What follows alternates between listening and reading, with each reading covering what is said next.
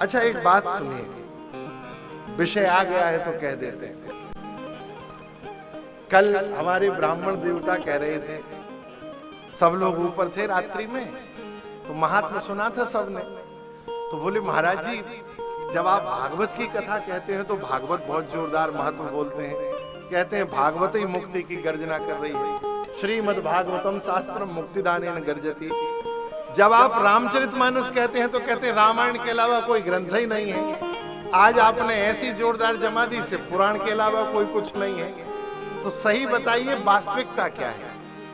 अच्छा देखिए, सही बात यह है कि भगवान शिव में और भगवान हरि में कोई भेद नहीं है।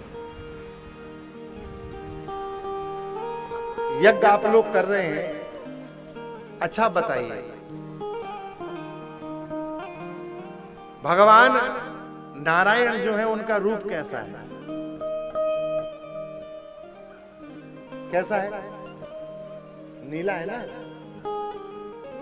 और आशुतोष भगवान शिव का रूप कैसा है? कैसा है? हाँ, कर्पूर गौरम करुणावतारम, बिल्कुल कपूर हो रहे हैं भगवान, इतने सुंदर हैं हम क्या बताएं। सारे देवताओं में सबसे सुंदर शिव जी हैं। लेकिन शिव जी अपने आराध्य श्री सीताराम जी की सेवा में रहते हैं, उनके नाम का स्मरण करते हैं।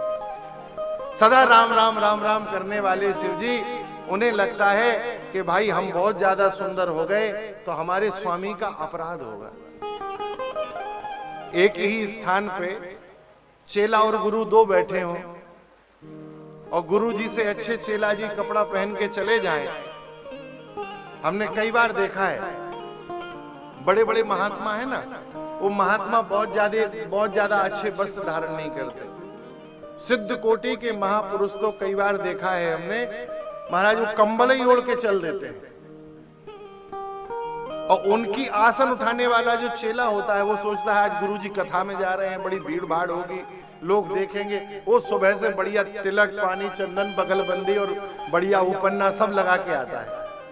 तो जब कथा में आते हैं तो वो जो कंबल डाल के आए हैं उन महापुरुष को कोई देखता भी नहीं है, और वो जो बढ़िया बगलबंदी उपन्ना उसके पैर पड़ने सब लोग झुक जाते हैं।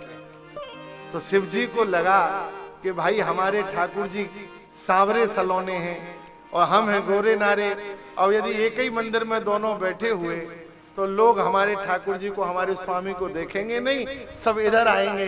तो इधर ना आए, इसलिए भगवान ने अपने गोरे शरीर पे भी भस्म करके अपने शरीर को काला कर लिया। दूसरी बात सुनिए, इससे अलग बात है, ना तो विष्णु काले हैं और ना शिव गोरे हैं। भगवान नारायण का रूप भी काला नहीं है और शिव जी का रूप गोरा नहीं है। शिव जी दिन रात भगवान श्याम सुंदर का चिंतन करते हैं और उस चिंतन में इतने निमग्न हो गए हैं कि भगवान नारायण का जो गोरा रूप है वो शंकर जी के ऊपर चढ़ गया है।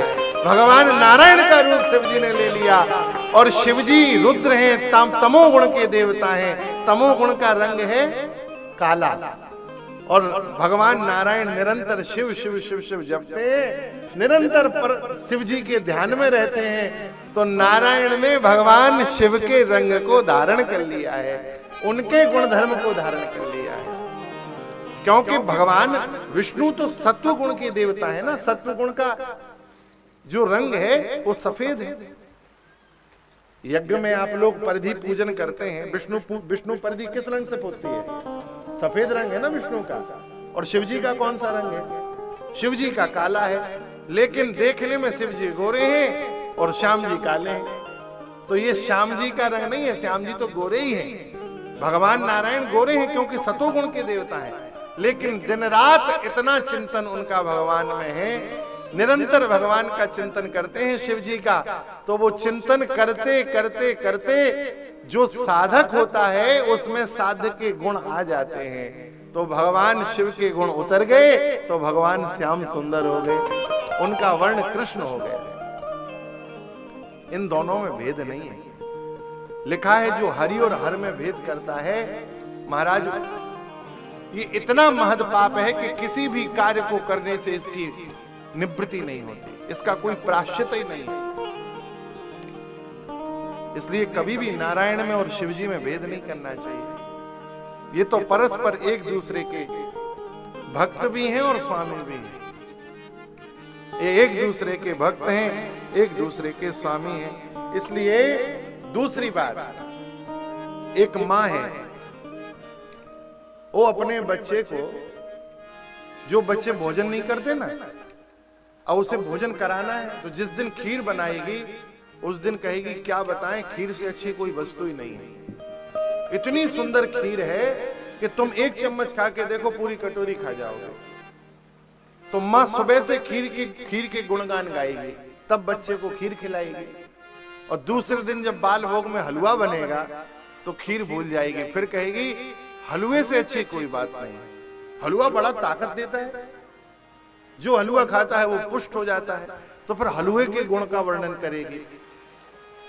अब आप मां से कहो कि भाई कल कह रही थी खीर अच्छी है, आज कह रहे हो हलवा अच्छा है, परसों कहोगी गुलाब जामुन अच्छी है, तो ये कारण क्या है?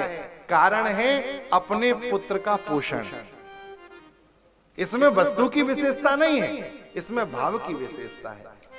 बालक की भावना का पोषण, उसका उदर पूर्ति होनी चाहिए।